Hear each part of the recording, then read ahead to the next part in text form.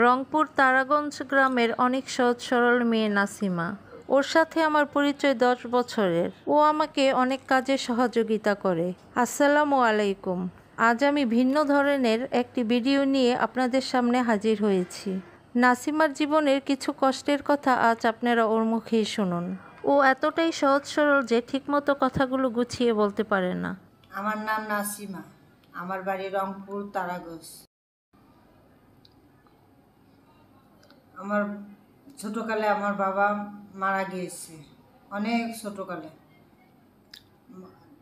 পরে আমার মায়ে আমাদের ছোটোকালে থেকে অনেক অনেক কষ্ট করে মানুষের বাসায় বাসায় যে কাজ করিয়া আমারে বড় করাইছে। আমার যখন 14 বছর বয়স সেই সময় আমার মায়ে আমার বিয়ে দিচ্ছে। আমার জামাই কৃষিকাজ করে।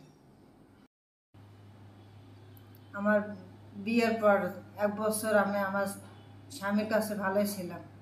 পরে আমার স্বামী আমার 1 বছর পর আমার স্বামী আমার অন্যায় অত্যাচার অনেক কিছু করছে। আমার পেটে আমার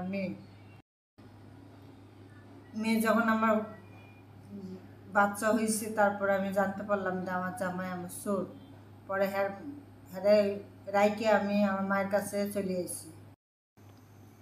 মায়ের কাছে আসার পরে আমার বাচ্চাটা আমার মায়ের কাছে 2 বছরকে বাচ্চা আমি রাইকে আমি আমার ঢাকা শহরে আমি চলে এসেছি। আসার পরে আমি বাসায় বাসায় কাজ করতে করতে করতে করতে অনেক কষ্ট করছি।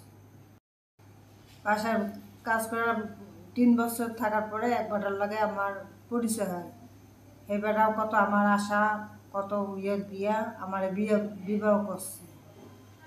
বিবাহ করার পরে হ্যাঁ আমার ছেলেটা আমার রাইকা হ্যাঁ ভাই দিয়ে গেছে। পরে ও যখন পেটে 3 মাসে পেটে রাইকা আমার ফেলাই থুয়েটা গেছে গা। ও আর বাপেরে দেখে নাই, আর বাপও হ্যারও দেখে নাই।